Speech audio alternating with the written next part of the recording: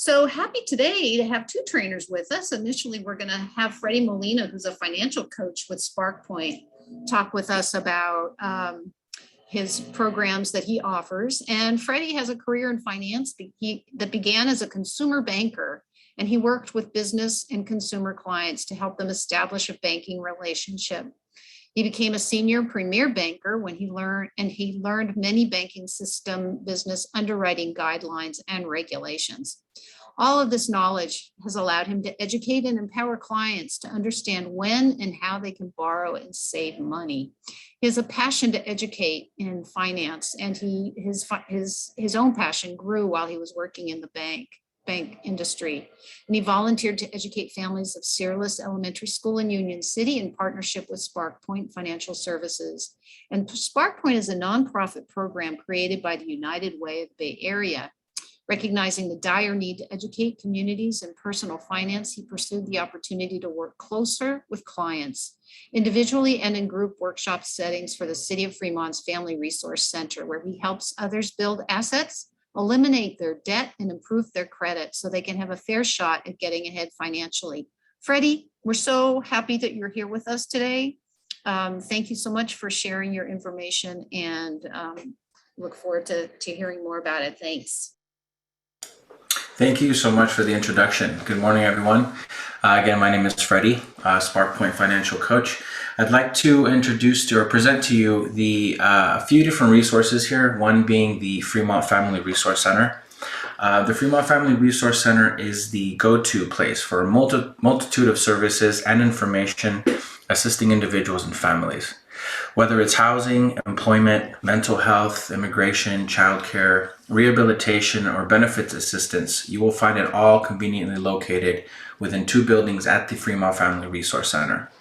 Through the FRC's Welcome Center, families are supported in over 5 different languages. The FRC co-locates 20 plus agencies from the state, the county, city, and nonprofits, all to create a one-stop welcoming place where families are provided quality services and encouraged to build on their strengths to help themselves and others. Sorry, I'm playing with my slides here.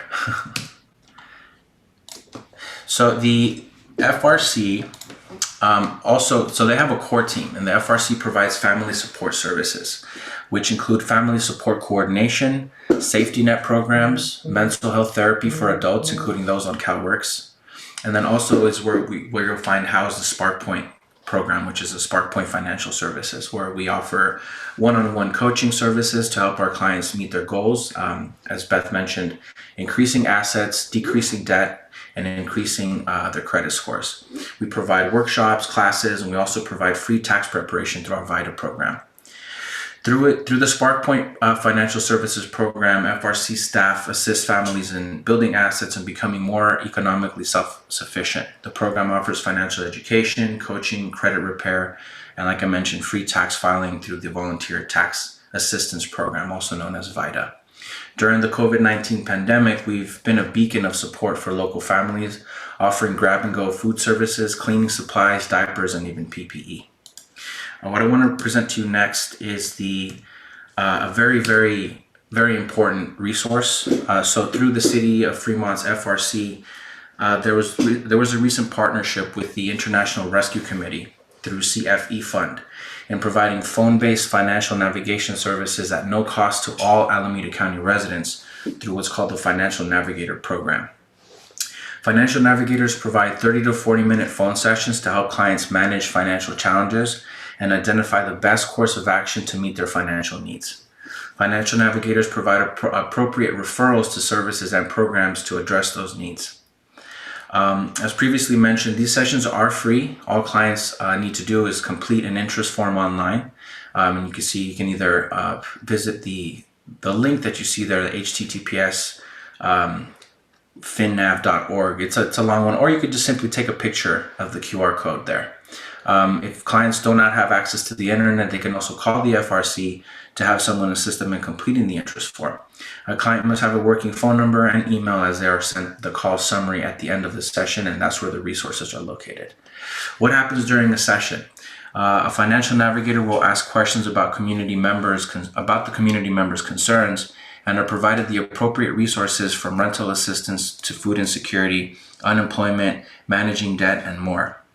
The financial navigator will use both local and national resource toolkits to identify the appropriate referrals.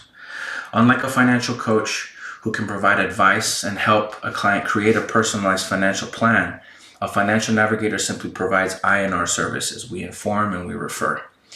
And although someone, including ourselves, might feel like we have everything that we need and everything that's under control from a financial standpoint, I still want to encourage you all to take advantage of this free financial resource while it's available, and speak with a financial navigator. I do believe that it's important to be informed, even if we feel like we've got it. Financial navigators also spend some time going over the referrals and the appropriate steps to take. And that's what I want to present to you this morning. Thank you. Thank you so much, Freddie. This is such a great tool, great organization. And I put your information in the chat box for those of you that want to look up more information about the financial navigators. So next, I want to welcome Gina De Gustio. She has trained for us a number of times. We're so happy to have you here today, Gina. And you are a senior attorney at HERA, Housing Economic Resource Advocates, and a graduate of Harvard Law School. Prior to joining HERA in 2013, she provided advice on landlord-tenant issues at a local legal services program, completed a fellowship at the Superior Court in Alameda, and spent 2 years representing residents of publicly subsidized housing before local housing authorities. She was selected to the California Super Lawyers Rising Stars list in 2016 to 18 for her work in consumer law. The Rising Above Stars list is selected by peer lawyers and recognizes no more than 2.5% of up-and-coming attorneys in each state. That's so cool. At HERA, Gina works on unfair debt collection, wrongful credit reporting, and mortgage and foreclosure-related issues on behalf of Californians in need. Gina also brings significant litigation experience and expertise addressing abuses by homeowners associations. Gina, thank you for being here today for this training, which is one of the trainings that was requested by people when we do our survey. So we're really grateful to have you here, and look forward to hearing this important training. Thank you so much. Thank you. I'm really excited to be here. I'm also really excited to have so many participants on a Friday morning. So thank you for spending your Friday morning with me. Today we're going to be talking about, we're going to start with a conversation about budgeting, some fundamentals of budgeting, some ways to think about if you're prioritizing your bills, some considerations you might make. We'll also talk a little bit about if you don't have the funds you need to cover all of your bills, some things that you should be aware of, look out for, because oftentimes we find folks falling into debt traps when they're in a pinch and they need to find money. And so I just want to make sure that you're thinking about these things if you're even looking for money to cover your bills. And then we're going to talk a little bit about opening bank accounts and questions you might be wanting to ask your banking institution. So we have a lot to cover. It really helps me out that you if you want, participate, throw in comments in the comments box. There'll be a few times where I ask some questions, and I love to see some feedback as we're going along. So please, let's try and make this as interactive as we can. I know that we're all separated and we're connected to our computers, but let's try and make this as interactive and as fun as we can. All right. So let's start with, a question that I often ask folks when they come through my door and they want to know about what their options are for dealing with their finances, and they're thinking about making a budget. And one of the first things that's a good idea to talk about is just to figure out why you're making a budget. What's the goal in mind? Now, some of you may be participating today because you're thinking about making your own budget. You're helping clients with their budgets. So I'd be interested to know what it is that you're shooting for when you're thinking about budgeting. But the most common reasons that I hear for creating a budget typically have to do with either creating an emergency fund or some type of fund for either retirement, or there's a big bill that there's, maybe someone's trying to buy a car and they're thinking about setting aside money for that. And then, a good handful of folks, the main reason why people are making a budget is just because they're trying to find a way to make ends meet. They're overwhelmed, they've got a lot of expenses, and they're just trying to figure out what they should be prioritizing. And just the exercise of prioritizing bills can be very daunting for some people. And so I'm trying to help provide some tips and ways to think about doing that might help someone, either yourself or folks that you work with, think about their bills so that they can, feel more in control of their finances. There we go. All right. So in very basic terms, what is a budget? When we say budget, all we're talking about is some type of written plan that you put on paper or on your computer, where you decide how you're going to spend your money from month to month. And most people realize, the essence of a budget is you write down what your expenses are. You figure out how much money you make every month, and then you subtract your expenses from the money that you make. And hopefully this number, when you subtract all your expenses from the money you make every month, is greater than zero, because that means you have extra money at the end of the month. If the number is less than zero after you've subtracted all your expenses, it means you're spending more than you earn, or you're facing financial hardship. And so we're going to talk about both scenarios where maybe you have the extra money to spend, and how to think about where to place that money and what to do with it. And also we're going to talk about the scenario where that number comes out as negative and what to do about it. But before we take a look at a sample budget, I just want to go over a couple terms that we'll talk about today and make sure that we're all on the same page. So the first term is fixed expenses. These are expenses that are regular from month to month. So when you pay your rent, or for those of you who have childcare, regular childcare, usually that's a fixed bill. And so those are numbers that you know what the actual dollar amount of the expense is going to be every single month. Flexible expenses are those that change. So perhaps or your PG&E bill, or I'm trying to think of another good one. Your phones, well, it depends on your plan, but sometimes phone usage, the bill can go up and down depending on your plan, but these are flexible expenses. And then in total, all of your expenses combined, you would combine your fixed and your flexible expenses, and that's all of your expenses for the month. Total monthly income is the income that you get for all sources. So I typically, when I talk to people about their income, I include everything, including not only if they have earned income from a paying job, or let's say they get Social Security, but if they receive, for example, food stamps or some other type of benefit, I will include that when I'm doing the analysis in terms of income, because, for example, if you receive food stamps, then you're not spending some of the money, the additional money you receive, on food products. And so you want to count every type of benefit that you receive when you're thinking about budgeting, because it does make an impact. In terms of gross income, that's your income before you subtract your income taxes. And then disposable income, also known as net income or take-home pay, is the money you have left over after you subtract your income taxes from your income. So when you're making a budget, this is a very, very basic budget.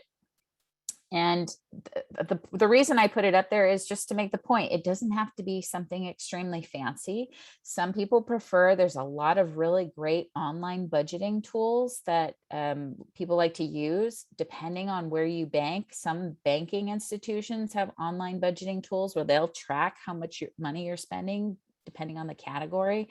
I know that I have, for my bank account, my bank does that. It gives me a little pie chart every month and tells me how much I'm spending depending on the category.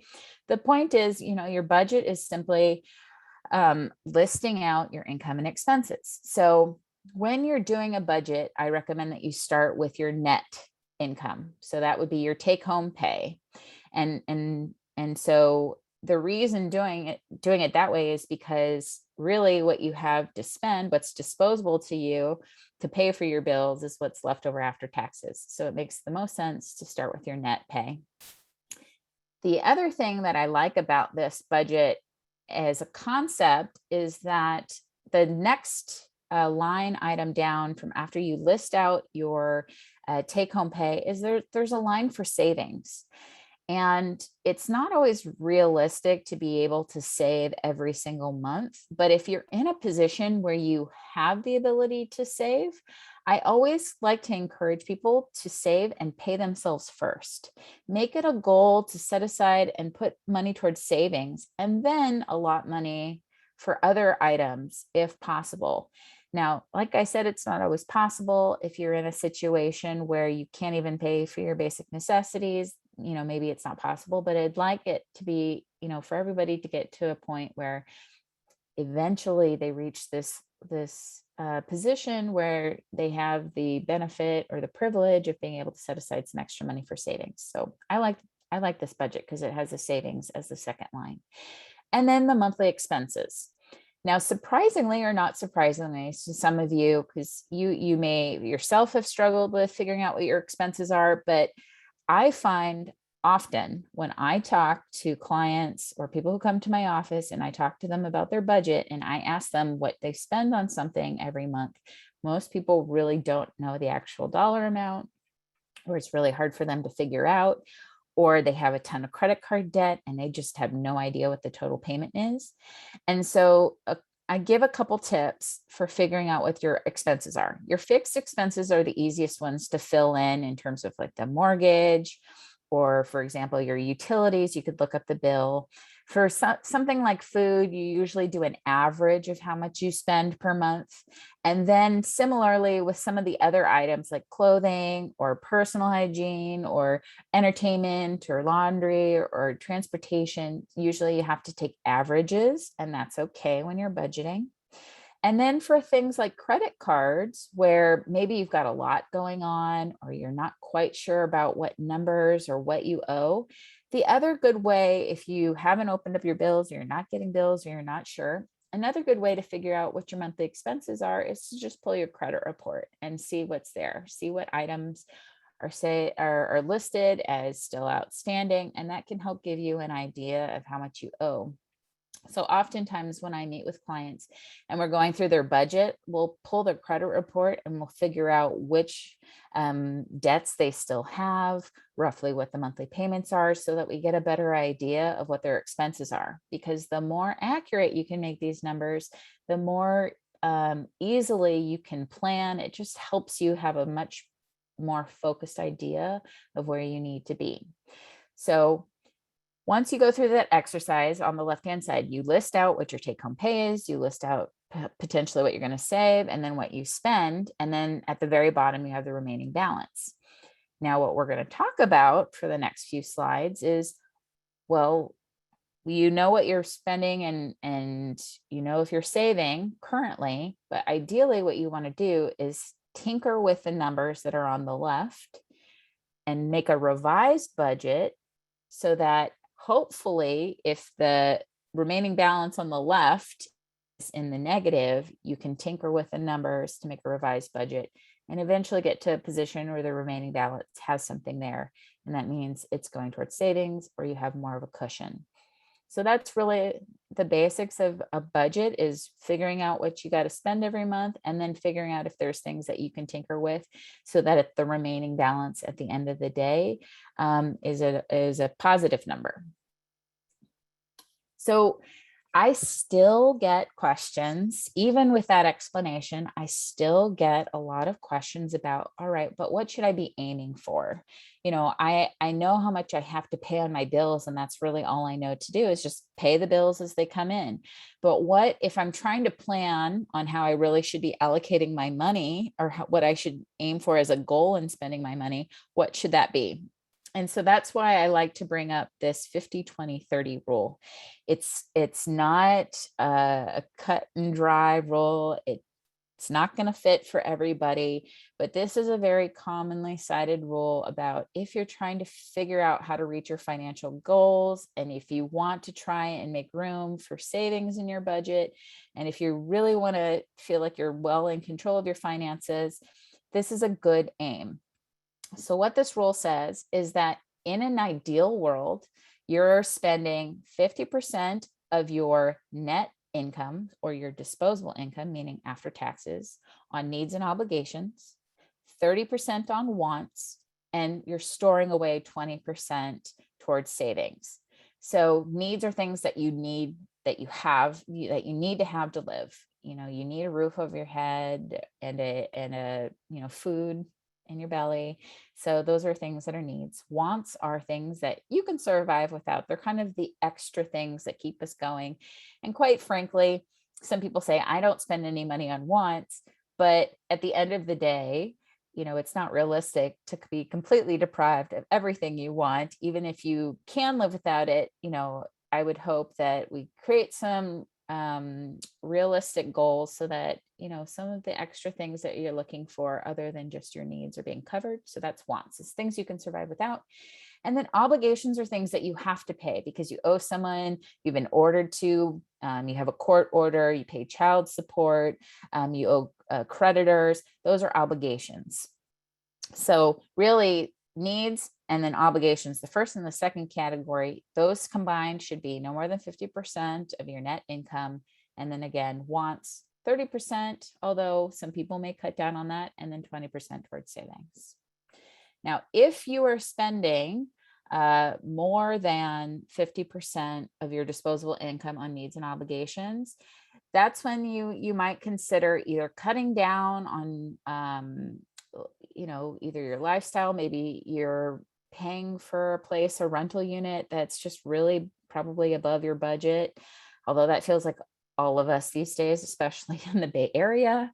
Maybe I've talked to many people where, you find yourself, you're in a rush and you pick up coffee on the way to work. Those little things, there are ways to tinker with your budget so that maybe you cut down on your wants or a little bit, or you downsize your lifestyle to make these ratios work. Again, this is a goal. It's not perfect.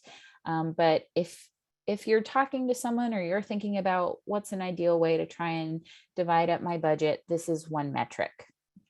The other way that I will say, a very common metric that many of you will probably be familiar with, is that oftentimes what will be the most concern to people is how much they should be paying on their housing. And the most common metric cited is that you should not be spending more than 30% of your gross income. So that's before taxes, 30% of your gross income on housing. And that, if you're, for example, if I'm working with a client and they have a lot of housing expenses, or they have a mortgage and other housing bills, or the rent is very high, and I see that they pay 60% of their gross income towards housing, I know that that individual is probably really struggling. Things are really, really tight for that individual. And, ideally, mortgage lenders, or, if you're looking to rent a unit and you're trying to figure out, okay, what's a reasonable amount of rent I think I can swing? Ideally, you want to be spending no more than 30% of your gross monthly income. I will say, especially in the Bay Area, this is really not practical in many regards because it's so expensive here, that I would say, even though the 30% of your gross monthly income for housing is a very traditional metric, I would probably bump it to at least 40% for the Bay, because it's just really expensive and not realistic to be able to keep it at 30%. But again, it's just something to think about. These are guidelines. They're not hard and fast rules. It's just something to think about when you're figuring out your budget and whether or not you can swing something. Let's see. So one of the other ways, one of the other conversations I usually find myself having with clients or people who come through the door is that they're in the position where they can't meet all of their needs and obligations. They really just can't make ends meet, let alone worrying about their wants and the extra luxuries. They're just trying to figure out a way how to cover all of their critical bills. And that is where I think this is probably one of the more stressful exercises for people, because, they have an idea of what they think is important to pay, but without doing a full analysis, when you're prioritizing your bills and really thinking about the consequences of not paying bills, it can be stressful because you feel like, well, you're trying to pay your bills, but you don't know which ones are most important and you're not quite sure what's going to happen. So I would like to talk about ways to think about which bills are most important to pay. And then maybe that will help if you're working with clients or if you're yourself trying to figure out a budget just to make ends meet, which bills you're at least going to pay first, and then deal with the consequences of maybe not paying some others or prioritizing them last. So the first way to think about this is just to think, all right, what's at least I know the most important thing in terms of needs? Because I would usually prioritize needs as the absolute number one thing that should be covered. So typically when we're talking about that, we're talking about housing, we're probably talking about food.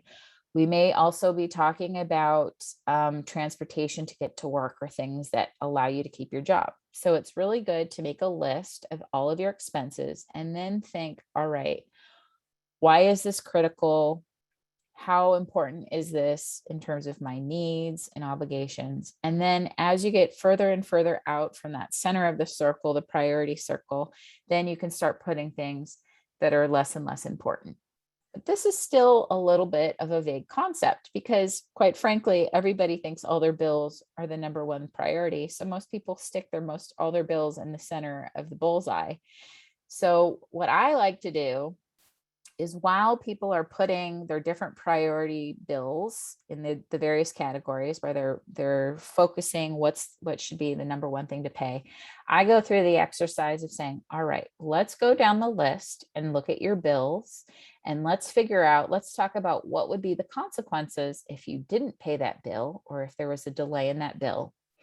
And once you start thinking about it in terms of consequences, it really does help people decide, okay, I'm going to pay this bill over this one because I think the consequences for this are less than that one. And then it really does help people decide, okay, I'm going to pay this bill first. So we're going to do 3 examples of this. The first example I'm going to start with is if you have someone who might be late on their rent, or they're thinking, okay, I'm just going to pay my rent a few days late. I would like for those of you who are participating, throw in the chat box, what are some of the consequences that you can think of if you pay your rent late? And then I'm going to put up my own suggestions. I'll get us started. So for example, someone is thinking, all right, I'm going to be about 5 days late on my rent. Here are some of the consequences. Yep, I see someone throwing in late fees. Thank you. So there may be a late fee or a fine outlined in your lease agreement that you're going to have to pay. The other consequence might be that, you have this pattern of paying late, which might at some point lead your landlord to trying to terminate your tenancy through the courts. I will say, especially because of COVID, the ability of a landlord to evict for late payments, especially if they're eventually made, it's pretty low. But if you don't pay at all, now that a lot of the eviction moratoria have ended, now we are starting to see more and more people at risk of losing their homes to eviction if they don't pay their rent. So traditionally, if let's say we're not talking about times of COVID, if you were just a month behind on your rent or even several days late, your landlord could serve you with something called a 3-day notice to quit, which basically says you either pay your rent right now or I'm going to start the eviction process against you. And then you may find yourself in court, and it costs money to answer a case in court. It costs money to figure out how to file all your paperwork, to talk to maybe a legal advisor if you can't get a hold of someone at legal aid. And it's a little bit of a headache. So there's always the risk that if you don't pay your rent, you might end up having legal fees and costs and a headache that way. It's also probably going to strain your relationship with your landlord, although some people may not care about that one way or another. Not everybody really cares about how their landlord feels about them. And then, of course, it may and likely will create stress for you. So I would say those are, especially if there's a risk of being evicted and losing your house, there's a pretty high risk, a lot of consequence in terms of not paying your rent. Now, what about credit cards? So someone says, all right, I'm thinking I'll pay my rent, but next then I'm going to pay all my credit card bills because they're really calling me and bothering me and I just want them to go away. And I go, all right, well, let's talk about credit cards. Feel free to throw in the chat what you think some of the consequences of not paying your credit card bill would be. I like to start with, if I can get the slide to move, there we go. Let's say you miss a credit card payment. In reality, a single credit card payment is not going to be the end of the world. It will show up on your credit report. So there'll be a slight ding there. So there might be some negative credit reporting in terms of the entry, but it's 1 month. So it's not the end of the world. The other thing that might be a consequence of not paying your credit card would be late fees that are outlined in your credit card agreement. Also, a lot of credit cards may increase your interest rate if you are behind by a certain amount of time. There's a chance that you will have an increase of interest on what you already owe. And so the bill just keeps going up and up and up. And, I would say those things in terms of the snowballing of money owed, that can be a huge factor when someone's deciding to pay their credit card bill. Some of the things, though, I do remind people with credit cards, if you're comparing paying your rent or paying your credit cards, one thing to think about is, well, it takes a lot longer for a credit card company to sue you than your landlord. So the eviction process is a lot faster than, for example, a credit card lawsuit would happen. Credit cards are not going to result in a loss of housing. So that's a factor.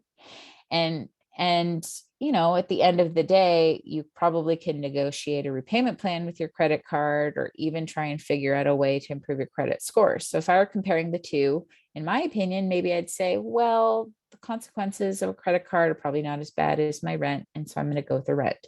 Other people might disagree. Some people may find that their credit is the most serious thing to them, and they can always find new housing for rent. And so a lot of this is a bit of a personal choice, but it's just important to weigh the various consequences of not paying each bill. And I would say, a lot of this you can figure out for yourself in terms of consequences. It always doesn't hurt, though, if you're doing this exercise, either yourself or you're working with someone who's going through this exercise.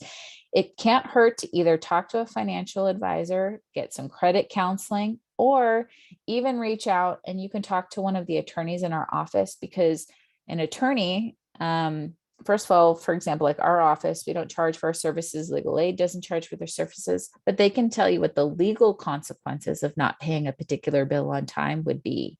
So, a credit counselor might not be able to do that, but an attorney could say, well, here's how much time that you have before you would be sued. So for example, with a credit card, usually they don't sue until at least the debt is 140 days behind. How long the creditor has to sue. There's statute of limitations for how long a creditor has the ability to sue you for debts. And these are things that not a lot of people know, but you could probably get a pretty straightforward answer from an attorney in terms of the legal consequences of bills. So it doesn't hurt if you're in a position where you think there might be legal consequences of not paying a bill. It doesn't hurt to go and consult an attorney or a legal aid office to help you walk through and figure out the consequences of your bills. And then you really can decide for yourself what's the most important thing to pay. Where do your priorities lie? All right, let's look at one more example. Your car payment. So again, there's going to be late fees probably if you don't pay your car payment. The other thing is that it creates a pattern of a late payment. And quite frankly, in most auto loans or car leases, there's usually a provision that even being a day late can cause and trigger their ability to have the car repossessed. And so these are the types of things you really want to know. Some people may not think it's that big of a deal to fall 1 month behind or even 1 day behind on their car payment, but there might be like an immediate and very negative consequence of not paying that. So you should think about that if you're thinking about falling behind, for example, on a car payment. It also, like a credit card might end up as a negative entry on your credit score or on your credit report. And again, credit is very important, both getting loans to finding housing, and even sometimes for your employment. So credit, a ding on a credit can be a really big deal. But if you're thinking about what bills to pay or not pay, these are all of the factors you should be thinking about and mapping out for yourself. For every bill, figure out what the potential consequences are, and then you can prioritize accordingly. So that's what I would recommend if you're thinking about budgeting or you're trying to help someone work through where they should be spending their money. These are the types of conversations you might want to have. Okay. So that's if you're just prioritizing bills. Now, sometimes what people do, and it's very common, is that in order to pay all of their expenses, they decide they're going to go out and they're going to borrow the money in order to pay all of their bills. Now, I think that's a totally fine response and a totally fine answer to being able to pay your bills, especially if you think you're just short 1 month and you know that you're going to have the money coming soon and you have a plan for how to pay the money that you borrow back. What we tend to find, though, is that a lot of options that people default to in terms of an answer, usually they're either very expensive options, maybe not the best option they could have made. And so I just want to talk about some of the sources or ways that people borrow money and maybe weigh the pros and cons of some of the more common options, so that it's also part of this analysis that you're doing in terms of what to pay, where to get the money, how much it's going to cost you at the end of the day. This is all a very important part of making a budget, keeping to your expenses, dealing with your expenses, and making a financial plan. So the most common borrowing options are, first, there's secured loans. So that's if you have a piece of property that can act as collateral for the loan. So a mortgage or a car could serve as collateral for an auto loan. There's also like pawn loans that you can take out. Then I see these a lot in our office come through are payday loans. We'll talk about what those are, but basically, in a nutshell, what they are is that you show up and you provide a post-dated check, and that check gets cashed by the lender when you get your next paycheck. So you borrow the money and then you pay it back, and they get to cash the check that you give them on your next payday, so that the loan is tied to your next payday. A personal loan is just basically a loan that you're taking out, but it's not attached by any collateral. Then there's credit cards, which is technically borrowing money because you're charging something to a card and then you pay it back along with fees or interest. Then there's something called lending circles, which in some communities, especially communities where it's hard to find banking institutions, there are certain communities where what they will do is within a group, they will take turns. Everybody puts in a set amount of money every month, and then they take turns as to who in that circle gets to borrow from that pool of funds. And then at the end of the month, that person returns the funds to the pot, and then the next person gets to take their turn. So it's actually a way of community borrowing. And I have seen it in many communities. Certain cultures use lending circles a lot more than others, but it's definitely out there as an option. Some people just borrow from family and friends, which I always say is not terrible, but just be careful when you're borrowing from family and friends. One of the consequences of that is that you might jeopardize some personal relationships if you can't pay back. Things get messy sometimes, especially because usually when you borrow from family and friends, a lot of people don't put things in writing. And so I always say, be careful when you do something like that. And then some people can even borrow from their work. Some jobs allow for that. So something to think about. Now we're going to talk about the top 3 or 4 ways that people find the money to cover their expenses. So the first, I will say, I would really like for everyone who's participating to, at the very least, know how to evaluate these options, and also to avoid what we call debt traps, which are basically very high cost loans or lending options that people take out money. Usually they're very small dollar, but they're high cost loans that are so expensive that people don't have the money to pay them back. So then they have to take out another one of those very expensive lending options. And then the debt just snowballs into a point where you just can't get out of these debt traps. So I would put, for example, payday loans in that category. I know that they're very common. People use them a lot. These payday loan centers tend to focus on certain neighborhoods a lot. They're very targeted. And quite frankly, a lot of people, they take out payday loans. I've seen them for well over 150% interest, and people can't pay them back, especially because they're such short-term loans. And then they have to take out another one and they just get into this cycle of debt. You know, deposit advance loans, tax advance loans, those also tend to be debt traps, and debt consolidation loans. If you find yourself late at night and you're worrying about how you're going to pay all your bills and deal with all of your expenses in your budget, and then there's some commercial that comes on that says, we're going to solve all your problems and we're going to consolidate your debt and get you out of debt. Those are usually not great options. You'd probably be better off talking with a credit counselor, negotiating separate payment plans for all of your bills rather than consolidating your loans or paying some type of company and help you solve your debt problems. So here's what, if you're looking at, or if you're considering borrowing money and it's any type of traditional loan, you will always find within those loan or credit documents this chart. This is called the TILA box. It stands for the Truth in Lending Act. So the chart is always formatted this way. On the far left, you're always going to see the annual percentage rate, which most people think is just the interest rate of the loan, but technically it's both the interest rate and all the fees and costs associated with the loan as an annual figure. So it's over the cost of a year. What would all of that be over the cost of the year? So usually the APR is a little bit higher than just the fixed interest rate, but that is always in the far left column of the TILA box. The second column is, in my opinion, the very most important box. If you don't want to take the time to read all of the legal mumbo jumbo in a loan document, and you really aren't sure how to evaluate the loan or the credit option, at the very least, I would strongly encourage you at least figure out what the finance charge is for that loan, because this is the dollar and cents. This is to the dollar and cents how much this credit, this line of credit, this loan is going to cost you at the end of the day.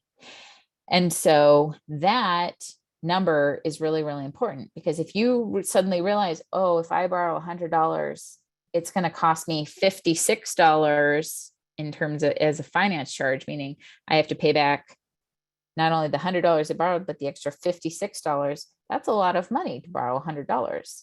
So that's something to think about. The other thing is that the amount financed on the third column, you just want to make sure that it lists how much you actually borrowed. So that's the amount of money that you borrowed. So in my example, that would be the $100. And then the total payments is the far right column, and that would be B and C added up together. So it would be the finance charge plus how much you borrowed, and that's the total amount that you have to pay back. Did we have a question? Well, if you decide you have a question, you can throw it in the chat box or jump in.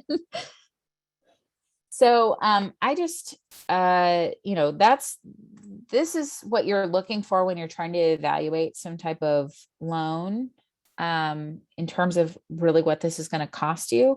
Now I want to talk about, okay, let's apply this to the examples I gave in terms of lending options. So first of all, as I mentioned, I would consider a payday loan to be a debt trap. These are relatively predatory products. They make billions of dollars of fees from consumers every year. Most people who use them, so first of all, they're very common. 7 out of 10 borrowers who use them for regular or recurring expenses. So this is what I mean by a lot of people, they'll find that they cannot make ends meet. They don't have enough money to cover all of their expenses for the month. And this is one of the number one reasons why they find themselves taking out a payday loan, is to pay for these reoccurring expenses. If you're having to use a payday loan in order to cover your monthly bills, your bills are just not sustainable. And so I would say you really got to rethink what you're spending. And that's a really good time to think about your budgeting at that point. Here are some examples of some of the companies you may all be familiar with. Cash Call, Check and Go, Speedy Cash. You'll see a lot of commercials for these. In fact, you'll find a lot of areas that you'll see maybe one of each on multiple corners in one area of town. They are very common. The thing about these is that when I say they're really expensive, they're really not that large of a loan in terms of dollar amount, how much you are allowed to borrow, because the maximum you can borrow on payday loans is the maximum loan amount is $300, which, you know, at the end of the day is not huge. But if you were to look at, for example, a TILA box for one of these products, like down at the bottom, you realize how incredibly expensive they are. So here we have an example where you can see that this person borrowed $255. The finance charge was $45. So the total they pay back is $300, but $45 of that was just in fees and costs. So you really are only benefiting from the $255. And it's going to cost you $45 to borrow that money. That turns out to be an APR of almost 212%. I mean, if you think about it this way, an average credit card is probably maybe about 9%. So an APR of 212% is just a ridiculous amount of money. So if you find yourself, you know, in that position where you're thinking about taking out one of these loans, you may want to second guess whether or not it's worth paying that much money to borrow, $255. The other thing I would say to be wary of is a lot of these products, they advertise that they're good to help your credit, or, you know, they do things that, help your financial profile. But a lot of times these are misleading because, first of all, a lot of the payday lenders or lenders like that, oftentimes they don't pull your credit. So it's not really going to show up or help you. The other thing is they usually don't, if you pay on time, a lot of them don't even report to the credit reporting agencies that would help your credit. So I would be very wary if they're advertising as some like positive alternative to payday lending.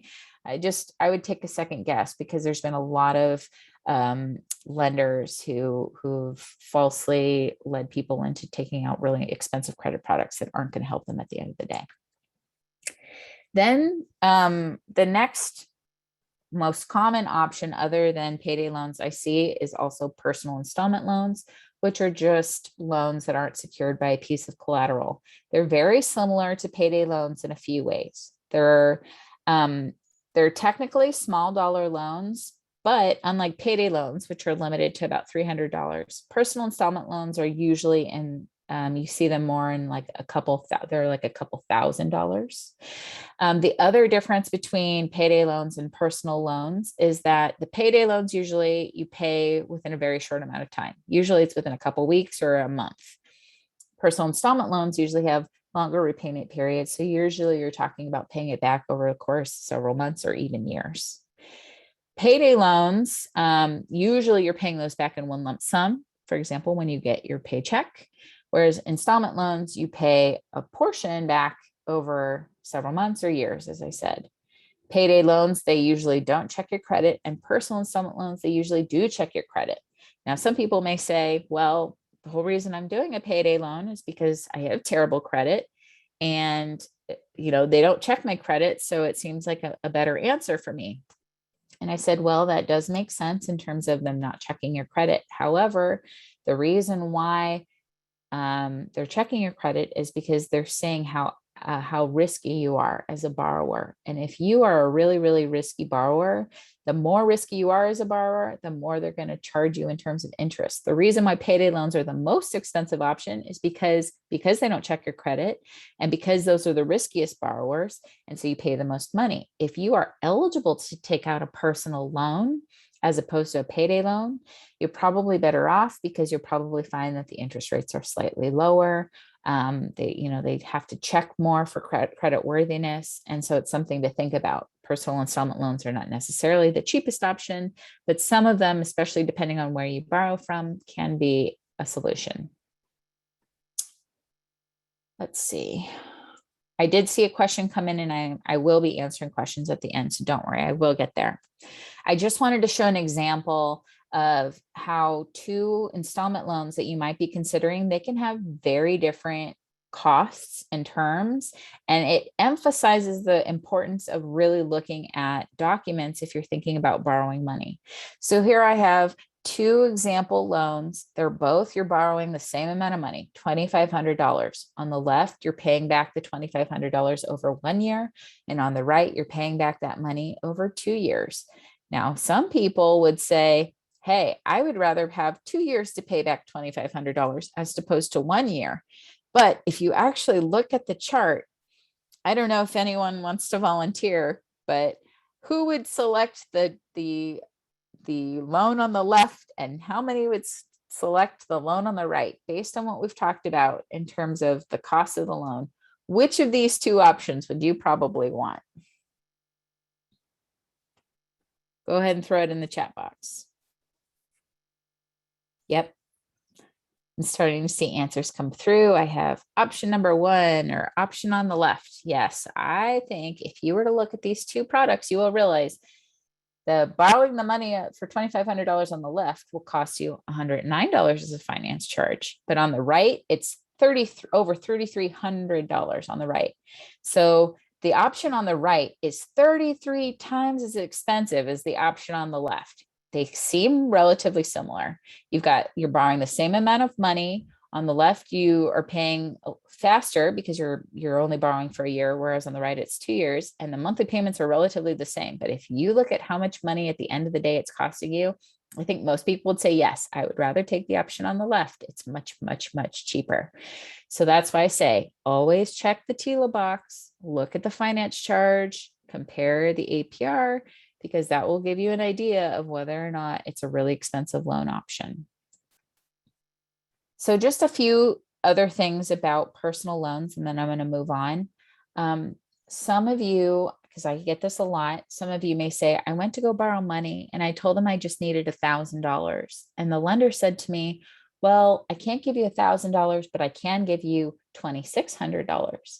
And people usually come up to me and they say, why would they offer me more money and not just the amount of money I need? And the reason is because before January of 2020, last year, it used to be if you borrowed more than $2,500, the lenders did not have caps on how much interest they could charge you for that loan.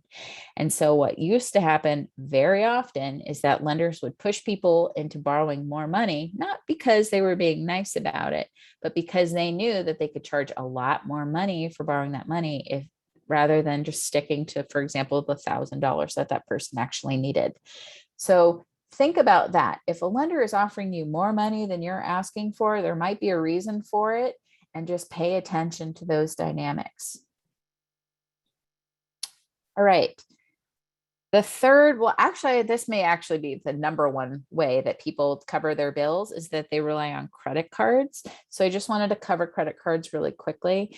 They do tend to get used a lot because they're very convenient. They don't typically require collateral unless it's a secured credit card, which requires you to put down a payment as collateral to use the credit card. But most unsecured credit cards, which is most credit cards that people know of, those are typically convenient. You don't have to put down collateral. And usually people know what their minimum payment is, and they assume they can swing that. And so they're willing to use their credit card. If you are just trying to build your credit, you may find that a secured credit card or an unsecured credit card isn't even an option for you. Secured credit cards where you have to put down money as collateral, those are usually easier to get, and they're a good credit building tool. But you don't want to be relying on a secured credit card in order to pay your bills. So this is more if you're working towards building your credit rather than finding a way to cover your bills every month. But I just wanted to throw it out there to keep it in mind. I will say, though, when you're thinking about using your credit card to pay your bills, I really want to emphasize two things. First, if you think that all you can afford is the minimum monthly payment and nothing more, that is not a affordable spending option for you. If all you can swing is the minimum payment, that means that you are only able to afford the most expensive option for that credit card, because when you only make the minimum payment, that means that lender is basically collecting the maximum amount of interest from you for using that payment, for using that credit card. The other thing I would like to highlight, if you're thinking about using credit cards to make ends meet, is that if you can, include the credit card payments in your budget so that you're building a plan for paying that debt back. And if possible, try and not just pay the minimum payment, but at least double the minimum payment, or maybe an extra $100. Because what you will find is if you budget for more than just the minimum payment, you will not only pay that debt off faster, but you will pay a ton less in interest and fees over the life of that repayment. So I give the example here where on average, people spend or use about a little over $6,000 in credit card debt. And on average, for a lot of people, especially if you have lower credit, your interest rate might be around 14% or so, a little over 14%. And then the minimum payment is usually 3% of the outstanding balance. So I give an example here. Here's 3 different scenarios where someone's borrowed about $6,000. The first scenario, they only pay the minimum payment. The second scenario, they pay double the minimum payment. And the third scenario, they pay the minimum payment plus an extra $100. And you'll see, depending on how much money you're paying back, it will impact how quickly you pay it back and how much interest you pay. So in the first scenario, if you only pay the minimum payment, on average, that amount of debt is going to take 14 years to pay off. If you pay double the minimum payment, it drops that time period, that repayment, to 5.5 years or 5.5 years to pay off that debt. And then if you pay the minimum payment in my example, plus an extra $100, then it cuts down the repayment time to 3.5 years. So it's dramatic difference, in terms of 14 years versus 3.5 years to pay back that debt. Moreover, for example, if you only make the minimum payment over the life of that repayment period, you're going to pay back over $4,000 in interest for borrowing that money. Whereas if you pay it back in the fastest way possible, in this example, where it's the minimum payment plus $100, you end up paying $1,400 or a little over for that debt. So, the slowest option costs 3 times as much as perhaps the fastest option here. So it's really something to think about, because that does add up in terms of how much interest you're paying. So think about that when you're thinking about relying on credit cards. But if you have no other choice and you're going to rely on a credit card, I will say, here are a few tips to think about. If you're trying to make ends meet and you've got no other options and you're going to use a credit card, think about, one, not just paying back the minimum payment, as I said.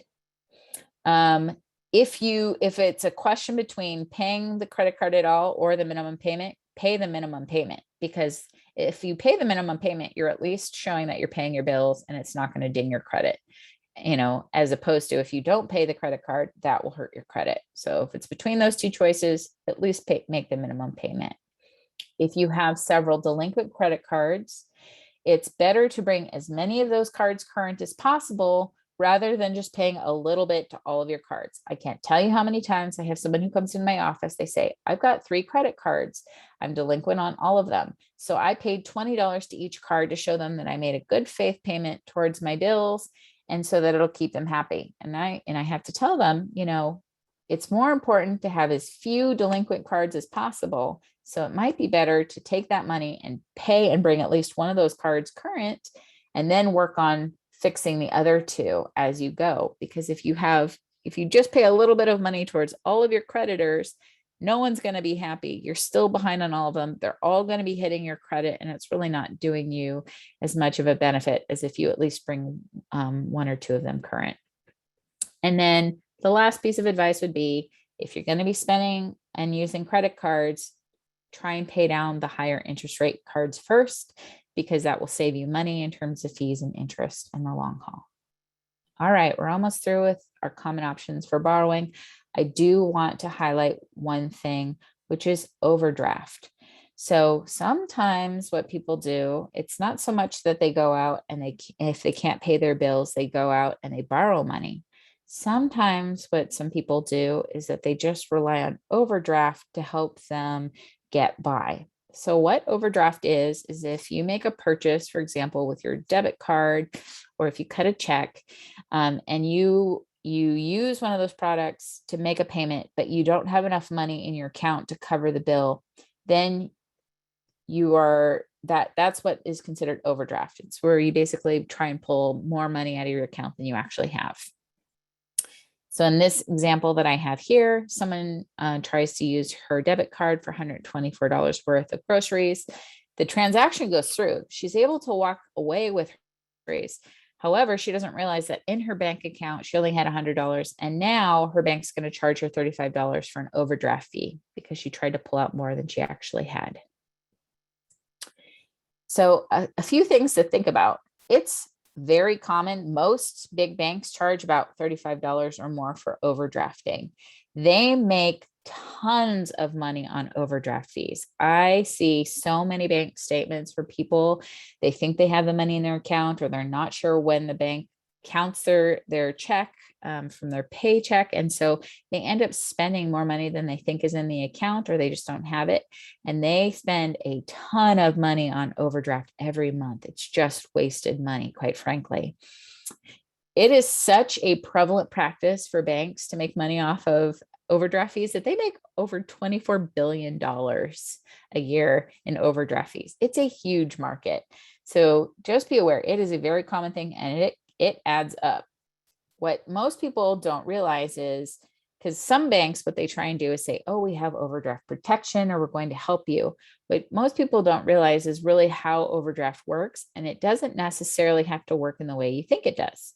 So if you decide that you're going to opt in, that you agree to have overdraft with your bank, what happens is you're effectively agreeing that if you spend more money than what's in your account, you're agreeing that they can charge you $35, which for some people, it's fine. They're okay with being charged $35 as long as they get to buy what they need to buy. And then they just pay back the money they owe and the extra $35 fee, and they go on their way.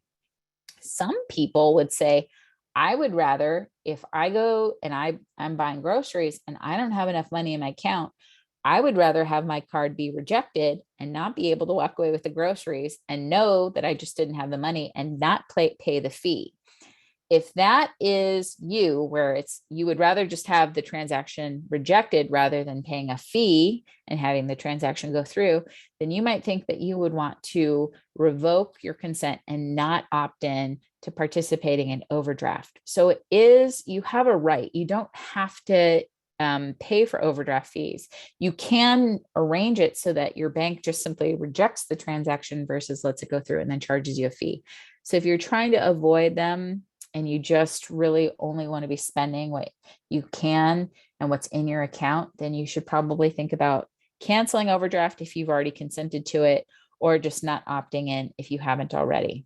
Because the other thing is, there's no legal limit on the overdraft fees that your banks charge, and it can be a lot. So I have seen many people with hundreds of dollars in overdraft fees in their bank account, and it's just empty, a waste of money. The other thing is that a lot of banks, they trick you into saying it's a good thing, where, it's a service and you're protected. It really isn't. So be very wary of banks where they're saying that they're going to help you out with some type of special overdraft protection. There's the Consumer Financial Protection Bureau, which is one of the federal agencies that regulates consumer products. They have taken several actions against companies who have, false or misleading advertising for their overdraft services. So if you're really curious about this topic, I threw this in there just in case somebody's interested in seeing what types of activity is happening or what the banks are doing to try and trick people into overdraft fees. Now, that being said, there is one caveat to this piece of advice. If you know that you really need a certain amount of money or a certain product, and you know you don't have that money in your bank account, and you know that the money is going to be coming soon, some people will do what's called strategic overdrafting, where they know they don't have the money. They're okay with charging the extra $35 fee or whatever the fee is from the bank, because they know that they're going to be getting their paycheck or the money from somebody very soon. And so for them, it's kind of like a sort of way of borrowing money where effectively the bank is paying for the cost of the transaction. It goes through, you eventually pay back the bank because you didn't have enough in your account plus the $35 fee. But if you really think about it, it's like you're only paying $35 to quote unquote borrow that money from your bank. And so some people may do it. So for example, let's say you really, really need a new laptop for work and you don't quite have enough money to cover it in your bank account. You may opt to have overdraft where the bank will say, well, you bought the laptop. It was, I don't know, $1,500. And so we're going to charge you a $35 fee. You then deposit your paycheck in like 3 days. The bank gets paid back for the money that wasn't in the account plus the $35 fee. And really it was like you borrowed the money for $35. I would be very cautious of using this, especially because if you use it too often, you can get blacklisted by your bank. It really does not help you in turn. It's really not good for your accounts. But if you're in a pinch and you really need something and you know that the money is coming soon, technically this is a way to help you float for a few days. It's a way to find the way to pay for an item and then pay it back. And usually the cost is about $35. So we do put it out there to acknowledge that this is sometimes a way that people make ends meet.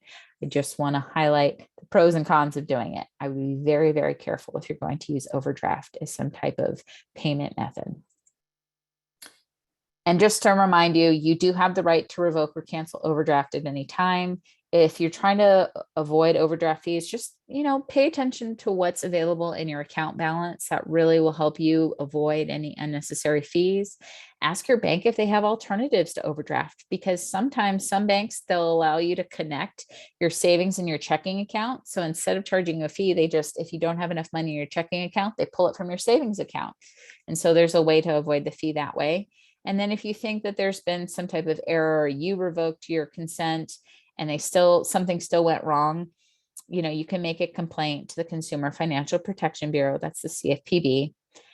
I will say, be careful, overdraft, don't get too upset. So if you use the overdraft protection and your rights to revoke it have just to do if you're using your ATM card, or if you're taking money, or you're using your debit card, or taking money out of an ATM. If you cut a check or something like that, then you don't have the right to revoke overdraft for that. So cutting checks for money that you don't have in your bank account, you're not going to be able to avoid the overdraft fee there. But if you're using a debit card or you're pulling money out of an ATM, that's when you can either decide if you want the transaction to be rejected and avoid the fee, or if you're going to go ahead and pay the fee. I'm going to end this whole discussion on finding extra sources of funding if you're trying to make ends meet by just highlighting that our organization, we have a partner website that we've built in where if you're looking for money and there's specific bills that you're trying to cover, we try and create a good resource for people to look and see if maybe there's local grants or really good lending options in their area. So if you're looking for money for a particular item and you want to see if there's anything out there in your area, you might want to check our Money Happy website to see. And you never know, there are a lot of small grants or programs or discount programs that might be available to you to help you make those ends meet. So it's always worth checking. And then the last three things, there's only 3 slides left, so bear with me. I want to circle back because we've been talking a lot about if you can't make ends meet, if you really can't cover all your bills and how to prioritize that, where to think about borrowing money, how much it's going to cost you when you're making a plan. But I really do want to emphasize that at some point, I would like people to get into a position where they're not just trying to figure out how to make all their payments, but they're also able to start setting aside money as a cushion in terms of for emergencies, especially because COVID showed us how important it is to have a little bit of an emergency backup. A lot of people have been hit very badly. And so I would really emphasize, if you can get yourself to a place where now you're saving money, now is when you want to start thinking about, we call it pay yourself first. So going back to the budget I mentioned, right after you listed your income, there's a line for savings. It's paying yourself first, setting aside the money. Doesn't really matter if you set aside the money in a savings account, maybe you invest it, maybe you put it towards retirement, a 401k or an IRA. It's just a way to help build a little bit of a safety net. So usually people, for them, it's just putting in their bank account. So I wanted to include 2 slides in terms of if you're thinking about opening in a bank account, if this is your first time, or if you've had a hard time with banking, or you deal with people who are unbanked, these are some things that they should be thinking about. So first, you should just be aware of the slight differences between a checking and a savings account. So a checking account is usually what most people have when they talk about their bank accounts. It's where they store their money and then they from it. Their debit cards are connected to their checking account. It's definitely beneficial in terms of it's a safe and easy way to store your cash. The cons of a checking account is that they usually have like a minimum balance. So usually you have to have a certain amount of money in the account, maybe some type of fee, or for example, there's overdraft. And then a savings account this is where we're saying, save the money for yourself. The benefit of a savings account is not only is it a safe and secure place to put your money, but usually most savings accounts have interest. They pay you interest for the money that's sitting in the account. Now, especially big banks, they're not going to give you a lot of interest. And in fact, it's probably not even enough to keep up with inflation, but the banks do pay interest for money in savings accounts. So it is technically a way to store your money and also get a little bit of money starting to accrue on top of that. And it's a great place when you're trying to think about saving for emergencies, when you're figuring out your budgeting. It's a great place to do that. The only con, that I typically like to highlight is that, there might be penalties if you withdraw money too often, or you're using that account too much. If you're going to be pulling money in and out of that account a lot, then you might want to stick more to your checking account. But savings accounts are really good if you're going to try and set your money aside for a cushion.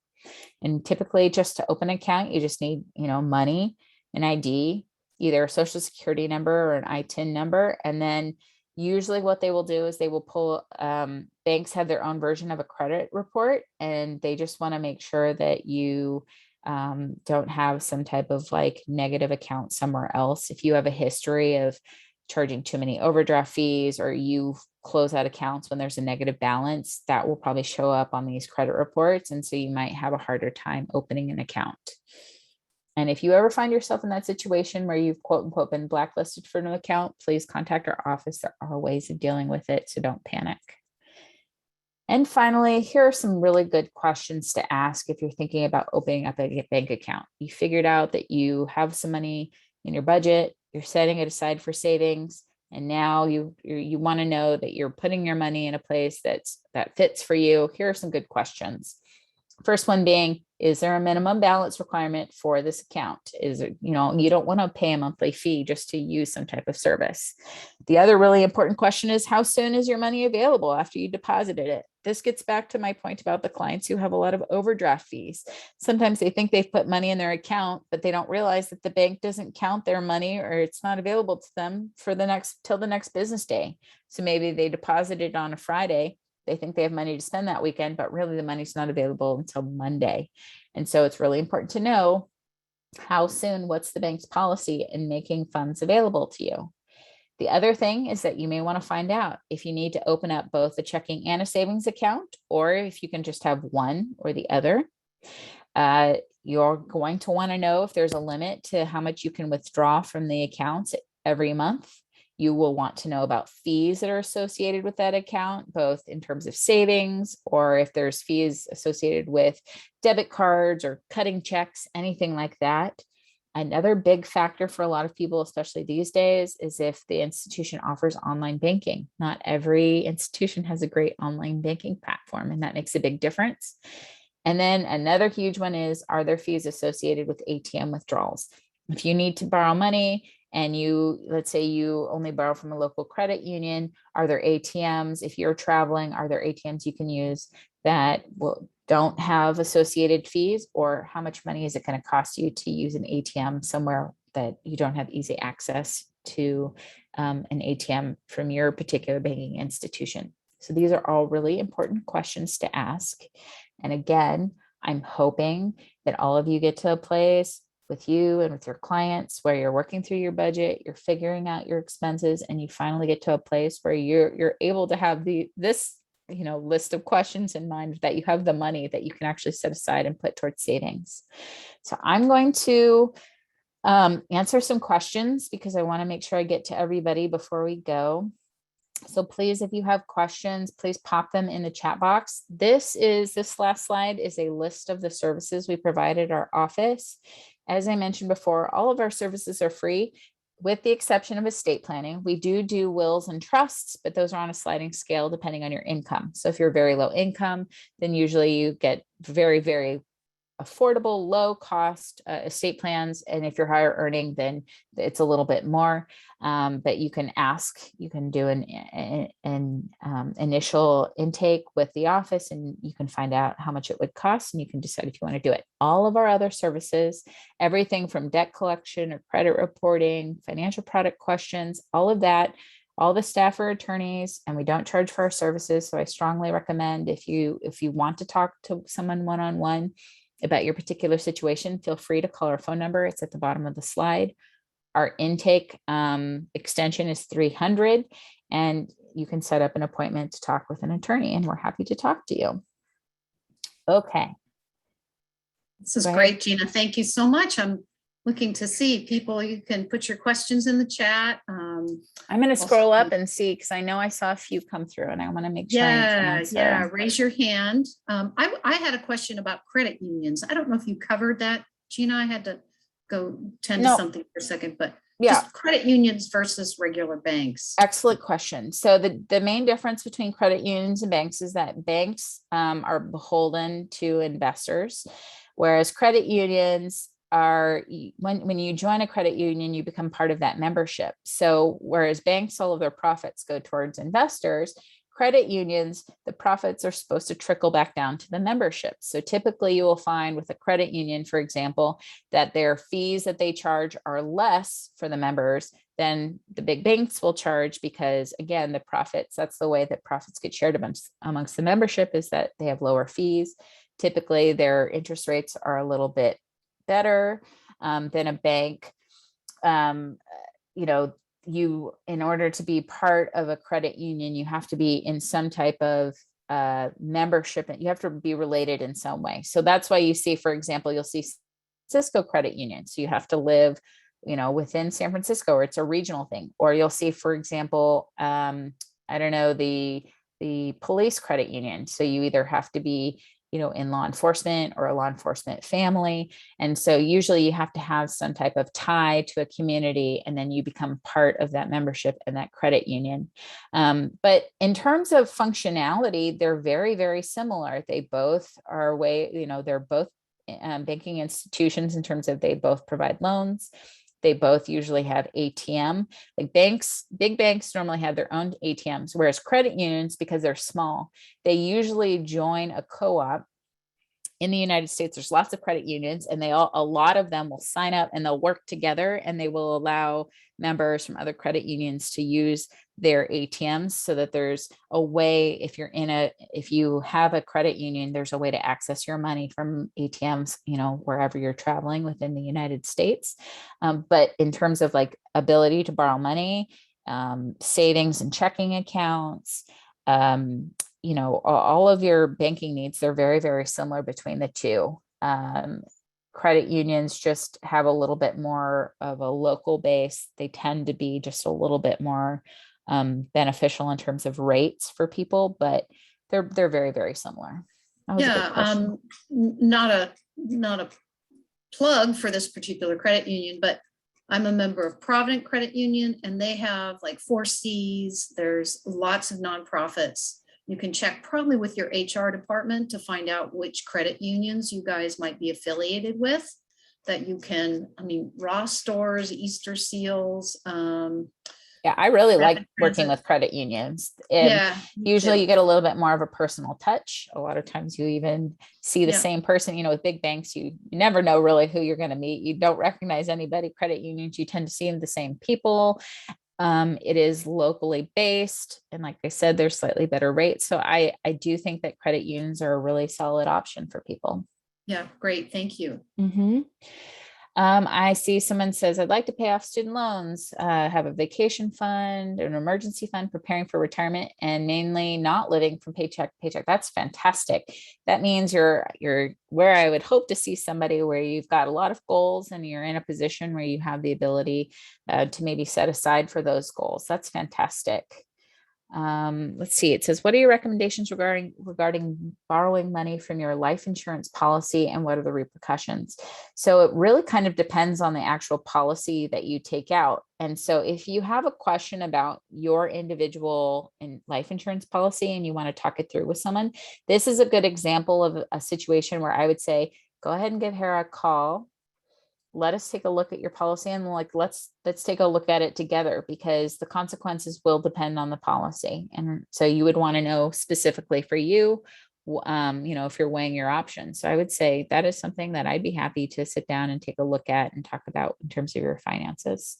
And if you can't get through to our intake line, you can always, when you call in, you get the list of people on the phone who work in the office. And if you're having a hard time getting through the intake line, you can always just ring me. And if it's a quick question like this, where you just want to take a quick look at your policy, I'm happy to do that.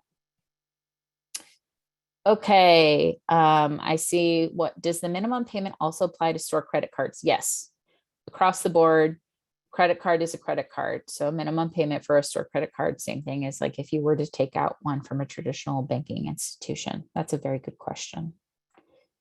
And did I get them all? I think you did. All right. We're good. Well, I Let's see really the hands appreciate up. it. Thank you for letting me talk your ear off this morning. Oh man, this is such an important training. I really appreciate you being here. I would imagine when we post this on our website, we'll be getting a lot of other views as well. So, and we'll let everybody know where this is going to be posted. We'll put a link. You'll get a link to where that is. Gina, thank you so much for being here today. Thank you everybody for joining us.